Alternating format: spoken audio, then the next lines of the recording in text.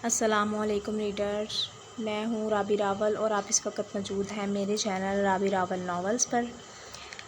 پہلے تو میں آپ لوگوں سے کہتی ہوتی تھی کہ بھئی میں کوشش کروں گی میں ایپیسوڈ دینے کی، تو وہ ایک کوشش ہوتی تھی اور کوشش میں اکثر ناکام ہوتی تھی، لیکن میں نے کل آپ لوگوں سے وعدہ کیا تھا کہ میں آپ لوگوں کو سرپرائز ایپیسوڈ دوں گی، اور الحمدللہ آج میں سرپرائز ایپیسوڈ لے کر آ گئی ہوں، اور میں نے جو ہے وہ اپنا وعدہ پورا کر دیا، اور اس وقت میں آپ لوگوں کے سامنے سرپرائز ایپیسوڈ یعنی کہ 36 ایپیسوڈ کا پارٹ 2 جو ہے وہ اپلوڈ کرنے لگی ہوں۔ تو بنا ٹائم ویسٹ کیے اس کو پڑھتے ہیں، ٹھیک ہے نا؟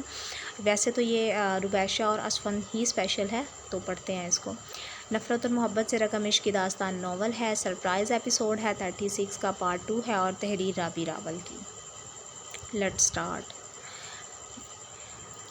وہ دوائی اس کے منہ میں ڈالتے، اس کے لبوں کو پانی کا گلاس لگایا اور مرہم کا ڈھکن کھولتے، اس کے ہاتھ کو اپنے ہاتھ میں لیتے، اس کے زخموں پر مرہم لگاتے بولا، میری آنکھیں بلیک نہیں گرے ہی تھی۔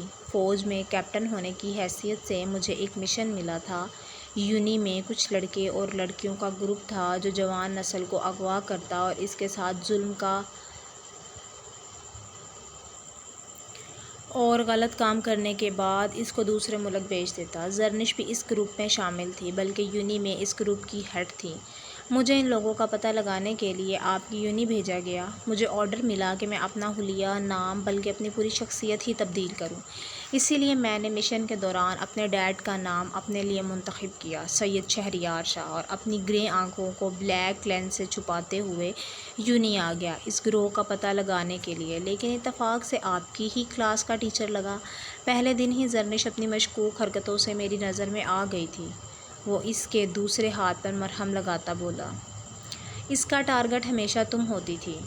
اس دن یونی میں بھی میں نے تمہیں اسی لیے ڈانٹا تھا کیونکہ میں چاہتا تھا تم زرنش سے نہ الجھو، لیکن وہ تم سے شاید خود الجھنا چاہتی تھی، اس لیے اگلے دن تمہیں سیڑھیوں سے دھکا دیا۔ میں اسے دیکھ چکا تھا دھکا دیتے۔ جب میں تمہاری طرف بڑھا تو میرے سامنے آنے پر وہ فوراً سے پیچھے ہٹ گئی تھی۔ میں نے اس کا ڈیٹا نکلوایا اور اس کا نمبر ٹریسنگ پر لگوایا تاکہ اگر کسی چیز کا کوئی شک یا شبہ ہے تو وہ بھی نکل جائے، لیکن ڈیٹیل سامنے آنے پر کسی بھی قسم کے شک کی کوئی گنجائش باقی نہیں رہی تھی۔ زرنش اس گروہ کو لیڈ کر رہی تھی، اس لیے جس دن تمہیں سیڑھیوں سے گرنے کی وجہ سے چوٹ آئی تھی، تمہارے چیک اپ کے دوران میں نے ڈاکٹر سے کہہ کر ایک چپ تمہاری باڈی میں انجیکٹ کروائی تھی تاکہ میں تمہاری لمحہ بہ لمحہ تمہاری خبر رکھ سکوں، اور ہوا بھی ایسے ہی۔ میں لمحہ بہ لمحہ تمہاری ہر خبر رکھنے لگا، تم کس وقت کہاں موجود ہو اور کہاں نہیں، یہ تمام ڈیٹیل ہر وقت میرے پاس موجود ہوتی۔ میں ایسا کرنے پر اس دن سے مجبور ہو گیا تھا جس دن میں نے تمہاری آنکھوں میں اپنی وجہ سے آنسو دیکھے تھے، پھر گاڑی میں تمہارا مجھ سے بے رخی سے بات کرنا اور میرے بات کرنے پر مجھ سے میری ہی شکایت کرنا اور بعد میں ناراضگی کا اظہار کر کے راضی ہونا، یہ سب باتیں مجھے تمہاری طرف متوجہ کر گئی، اور میں اپنے دل کے ہاتھوں مجبور ہوتا تمہارے لمحے لمحے کی خبر رکھنے لگا۔ میں نے سوچ لیا تھا کہ میں اپنا مشن ختم ہوتے ہی تمہارے گھر پرپوزل بھیجوں گا۔ مشن کے دوران میں پرپوزل نہیں بھیج سکتا تھا کیونکہ میں بہت جلد زرنش اور روحان پر اٹیک کرنے والا تھا، لیکن جب غفران نے مجھے مشن سے متعلق بات کرنے اور اپنے نکاح میں انوائٹ کرنے کے لیے ہوٹل بلایا تو باتوں کے دوران غفران مجھے تمہارے بارے میں بتانے لگا۔ اس کے منہ سے تمہارا نام سن کر میں چونکا، لیکن میں نے سوچا کہ اس دنیا میں ایک نام کی کتنی ہی لڑکیاں ہوتی ہیں، شاید یہ کوئی اور ربیشہ ہو۔ پھر میں نے باتوں کے دوران غفران سے تمہاری تصویر دیکھنے کا مطالبہ کیا جو اس نے بلا جھجک مجھے اپنے فون میں دکھائی، اور تب مجھے اصل جھٹکا لگا جب میں نے غفران کے فون میں تمہاری تصویر غفران کی ہونے والی منکوحہ کی حیثیت سے دیکھی۔ رہی صحیح کسر تم نے خود گھر آ کر مجھے اپنے نکاح میں انوائٹ کر کے پوری کر دی۔ اسی رات ہم سب لوگوں کو مشن سے متعلق ایک جگہ پر حملہ کرنا تھا۔ ہم لوگوں نے اس جگہ پر اٹیک کیا، لیکن ہم لوگ جلد ہی وہاں سے فارغ ہو گئے۔ وہاں سے فارغ ہونے کے بعد مجھے ایک دم تمہارے نکاح کا خیال آیا۔ میں پوری رات بے مقصد سڑکوں پر گاڑی دوڑاتا، سگریٹ پر سگریٹ پیتا رہا۔ وہ ساری رات میں نے تم سے بے نیاز تمہاری یاد میں ایک عجیب سی بے چینی میں گزاری۔ دل تھا کہ ایک عجیب ہی پریشانی میں مبتلا تھا، کہیں بھی سکون نہیں مل رہا تھا۔ میں نے خود سے یہ عہد کر لیا تھا کہ میں اب تمہارا پیچھا بالکل بھی نہیں کروں گا۔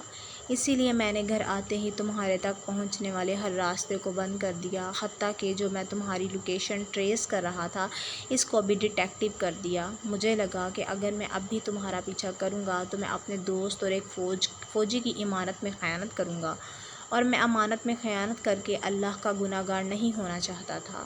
اسی لیے میں نے تم تک جاتے ہر راستے کو اسی رات ختم کیا، اور یہی میں سب سے بڑی غلطی کر گیا۔ وہ اس کے دونوں ہاتھوں پر مرہم لگانے کے بعد اس کے دونوں ہاتھوں کو تھامے اس کے زخموں پر اپنے ہاتھ کے انگوٹھے پھیرتا اس کے زخموں کا جائزہ لیتا بولا، مجھے ایک پورا دن لگا تھا اپنے آپ کو سمجھانے میں، یہ سمجھانے میں کہ اب تم میری نہیں بلکہ غفران احمد یار کی امانت ہو، اور میں تم تک کبھی بھی رسائی حاصل نہیں کر سکتا۔ وہ پوری رات اور پورا دن میں ہر چیز سے فراموش ہو گیا، حتیٰ کہ اپنی ڈیوٹی، اپنے مشن سے بھی، اور یہی میں سب سے بڑی غلطی کر گیا جس کا اندازہ مجھے آج بخوبی ہو گیا تھا۔ بابا کو میری حالت دیکھ کر ہی پتہ لگ چکا تھا کہ میں کسی کو پسند کرتا ہوں۔ ان کے پوچھنے پر میں نے انہیں حرف بحرف ہر بات بتا دی۔ غفران اور اس کی عزت بابا کو بھی بہت عزیز تھی، اس لیے بابا نے مجھ سے وعدہ لیا کہ میں ایک لڑکی کے لیے اپنی وردی اور غفران کی وردی پر کسی قسم کا کوئی سوالیہ نشان نہیں کھڑا کروں گا۔ انہوں نے مجھے بتایا کہ ایک لڑکی کے پیار سے بڑھ کر میرے لیے میری ڈیوٹی اور اس ملک کی حفاظت سب سے زیادہ اہم ہے۔ بابا کی باتیں چند لمحے کے لیے میرے دماغ کو پرسکون کر گئی، اسی لیے میں نے بابا سے اگلے دن تمہارے نکاح میں آنے کا کہا۔ حالانکہ بابا یہ چاہتے تھے کہ میں اس نکاح میں شرکت نہ کروں، لیکن پھر بھی میں اپنے دوست کی خاطر اس نکاح میں شرکت کرنا چاہتا تھا کہ غفران کو کسی بھی طرح کا تمہاری یا میری ذات پر کوئی شک نہ گزرے۔ مجھے شک تھا کہ وہ مجھ پر ہوٹل کی ملاقات کے بعد سے نظر رکھنے لگ گیا تھا، اس لیے میں کسی بھی حالات میں تمہاری ذات کو اپنی وجہ سے مشکوک نہیں کر سکتا تھا۔ میں نے جیسے تیسے اپنے دل کو سمجھاتے نکاح میں شرکت کی اور تمہارے گھر آ گیا۔ اس رات کے بعد میں نے تمہاری لوکیشن ایکٹیو نہیں کی تھی، لیکن زرنش پر مسلسل نظر رکھے ہوئے تھا، اور اس فون سے ہونے والی ہر ریکارڈنگ کو سنتا تھا تاکہ اگر وہ کوئی گڑبڑ کرے تو مجھے خبر ہو جائے۔ لیکن اس کی ریکارڈنگ میں کسی بھی جگہ پر تمہارے اغوا سے متعلق کوئی بات نہیں کی گئی تھی، اسی لیے میں تمہاری طرف سے پرسکون تھا۔ لیکن نکاح سے کچھ دیر پہلے مجھے پتہ لگا کہ تم صبح سے پارلر گئی ہوئی ہو اور ابھی تک گھر نہیں پہنچی، تو میرا پہلا شک زرنش پر گیا۔ میں نے فوراً سے تمہاری لوکیشن ایکٹیو کرتے زرنش کی کال ریکارڈنگ چیک کی، جس میں وہ روحان کو تمہارا اپنے گھر آنے کا بتاتی اسے بھی گھر آنے کے لیے بول رہی تھی۔ زرنش نے روبیشہ کو روحان کے آگے بیچ دیا تھا، یہ بات اسفن چاہ کر بھی اسے بتا نہیں سکا۔ زرنش کی ریکارڈنگ سننے کے بعد مجھے یقین ہو گیا کہ اس نے تمہیں اغوا کیا ہے، اسی لیے میں نے ہیڈ کوارٹر سے جلد ایکشن لینے کے آرڈر جاری کرواتے اٹیک کیا۔ لیکن میری جان، مجھے پھر بھی آنے میں دیر ہو گئی، اس کے لیے میں خود کو کبھی بھی معاف نہیں کر سکوں گا۔ وہ جو اس کے ہاتھوں کے زخموں کو دیکھ کر بات کر رہا تھا، کیونکہ وہ اس کی آنکھوں میں دیکھ کر بات کرنے کی ہمت خود میں نہیں رکھتا تھا، اس کی سسکی لینے اور لرزتے وجود کو محسوس کرتے فوراً سے اس کے چہرے کو اپنے ہاتھوں کے پیالے میں لیتا، انگلی کی پوروں سے اس کی آنکھیں صاف کرتے اس کے آنکھوں پر جھکا، اور باری باری اس کی نیلی سوجی سرخی مائل آنکھوں کو اپنے لبوں سے چھوتے بولا، بس اب اور نہیں روگی تم؟ دیکھو صبح سے رو رو کر تم نے کیا حال کر لیا ہے آنکھوں کا، کچھ تو رحم کرو یار میری آنکھوں پر۔ اس کی لال ہوتی ناک کو دیکھ کر بے اختیار اس کی ناک کو اپنے لبوں سے چھوا۔ انہی نیلی روئی ہوئی سوجی سرخ آنکھوں اور سرخ ناک نے اسفن شاہ کو بہت پہلے سے بے چین کر رکھا تھا، لیکن تب وہ اس کے ایک ایک نقش کو چھو کر اپنی بے چینی ختم نہیں کر سکتا تھا، لیکن آج تو پورا حق رکھتا تھا اس کے ایک ایک نقش کو اپنے لبوں سے چھونے کا، اسی لیے وہ جب سے آیا تھا تب سے اس کی آنکھوں کو دوسری مرتبہ چوم چکا تھا۔ وہ اس کی نیلی سرخی مائل آنکھوں کے آگے خود کو انتہا کا بے بس محسوس کرتا تھا، اور وہ اتنا بے بس کیوں تھا وہ خود بھی نہیں جانتا تھا۔ اس کے اس طرح بار بار قریب آنے سے روبیشہ تھوڑا پیچھے کی جانب کھسکی، لیکن اسفن اس کی کمر میں بازو قائل کرتے دوبارہ اس کو اپنے قریب کرتے اس کے اور اپنے درمیان قائم ہوئے فاصلے کو چند ہی سیکنڈ میں ختم کر گیا۔ اس کو ربیشہ کا ذرا سی بات پر فاصلہ قائم کرنا ناگوار گزرا تھا، اسی لیے وہ ربیشہ کو اپنے مکمل حصار میں لیتا، اس کے سر کو اپنے سینے پر ٹکاتا، اس کے بالوں میں انگلیاں چلانے لگا تاکہ وہ اس کی قربت میں خوف زدہ ہونے کی بجائے خود کو پرسکون محسوس کرے، اور ہوا بھی ایسے ہی تھا۔ وہ اسفند کے سینے پر سر رکھتی سکون محسوس کرتی اس سے بولی، لیکن یہ تو میری آنکھیں ہیں۔ وہ اسفند کے سینے پر سر ٹکائے اسفند کی بات پر بے اختیار اپنی آنکھوں کو چھوتی اسفند سے بولی۔ اسے لگا کہ اسے اسفند کی بات سننے میں کوئی غلط فہمی ہوئی ہے۔ ربیشہ کی بات پر اسفند کے چہرے پر جاندار مسکراہٹ آئی۔ تمہاری آنکھیں، تمہاری ناک، تمہارے گال، سب میرے ہیں۔ وہ باری باری اس کے ہر نقش کو اپنے لبوں سے چھوتا بولا۔